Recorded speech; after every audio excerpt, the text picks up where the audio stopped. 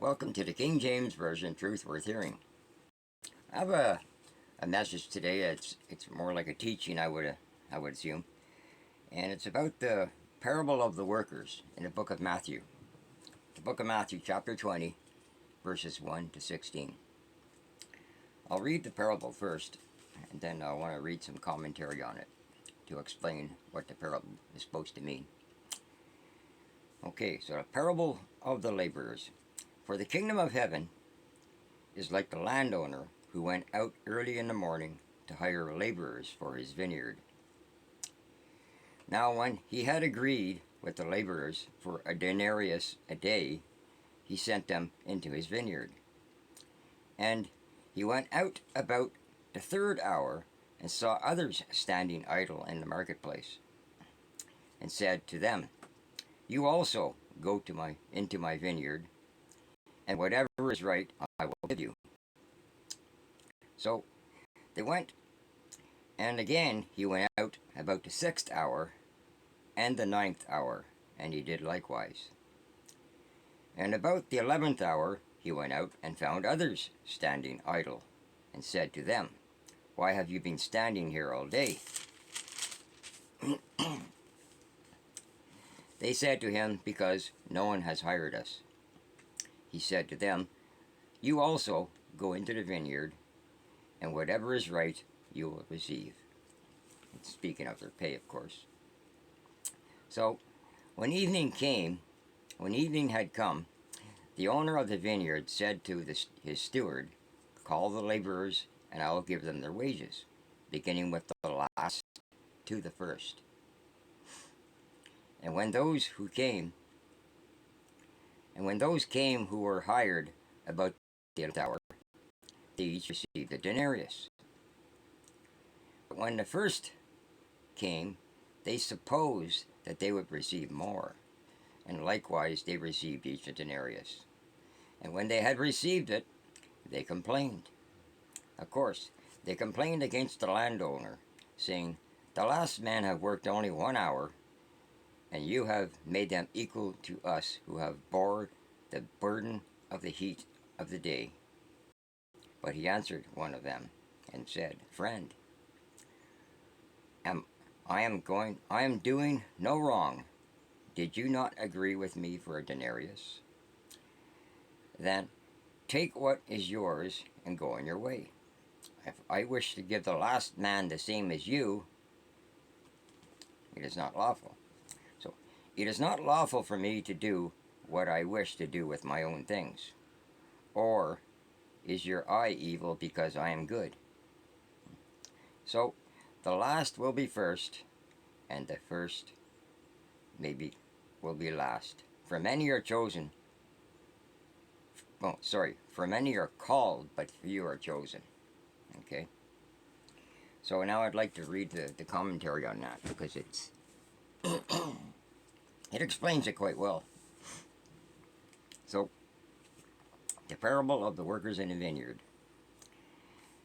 This is a picture of God's justice, where the owners of the vineyard is God, amen, and God is displaying his grace towards us. But man, for example, the workers that are living in the flesh, can't seem to let go of fairness long enough to realize that justice is not ours to control. All the workers started their day the same way. They're waiting for someone to hire them. Those he thought to be best, he hired first.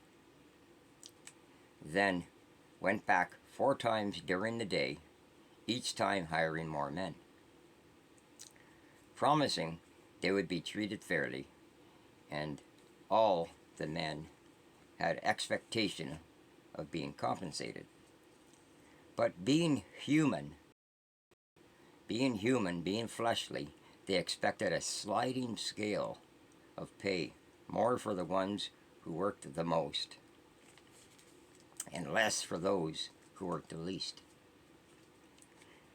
That would be fair, right? But that's not what happened. The vineyard owner, shall I say God, has made them all equal. Amen? even though they haven't all worked equal. This is to show how much man struggles with the concept of God's grace. God's grace.